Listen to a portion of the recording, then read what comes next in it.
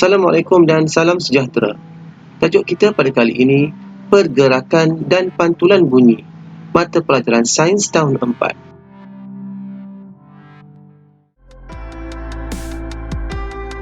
Standard kandungan 6.1 bunyi.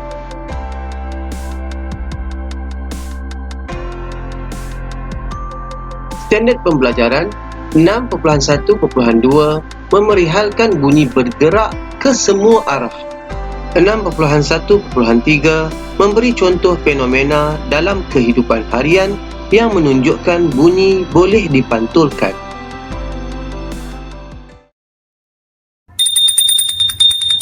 Aiskrim, semua jenis ada. Mari beli, aiskrim. Dengan merujuk buku teks sains tahun 4 muka surat 114, kita dapat melihat satu situasi di mana Faris, Teruni dan Melan boleh mendengar bunyi loceng penjual aiskrim walaupun mereka berada pada kedudukan yang berbeza.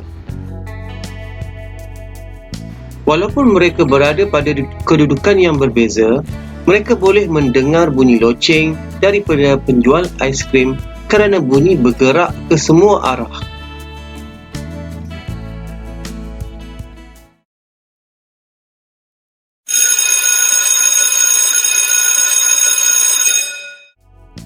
Situasi berikut menunjukkan murid-murid dapat mendengar bunyi loceng kerana bunyi bergerak ke semua arah.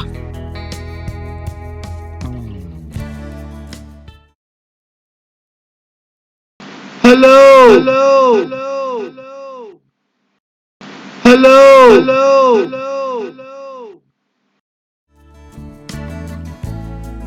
Faris dan keluarganya baru sahaja berpindah ke rumah baharu. Ketika dia bercakap di dalam bilik yang kosong, dia mendengar semula suaranya.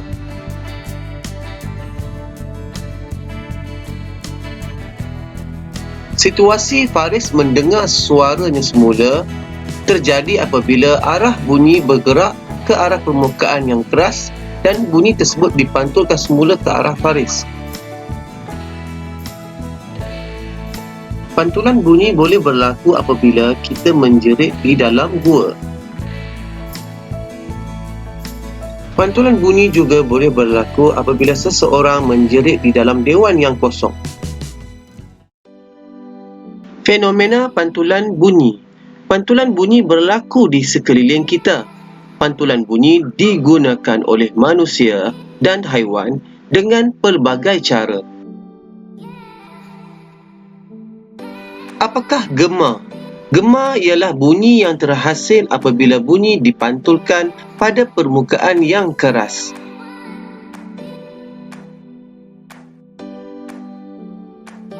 Apakah ultrasonik?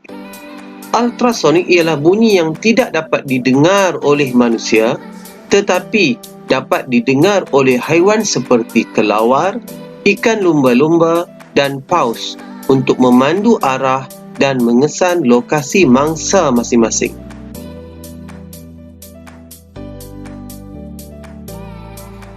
Sonar pula ialah teknologi pantulan bunyi ultrasonik yang digunakan untuk mengesan objek di dalam air. Untuk latihan pada kali ini, murid-murid diminta menjawab soalan-soalan yang berikut. Pertama, mengapakah sekiranya ibu memanggil adik, kita juga dapat mendengar suara ibu? Kedua, berikan dua situasi berlakunya pantulan bunyi. Dan yang ketiga, berikan maksud ultrasonik.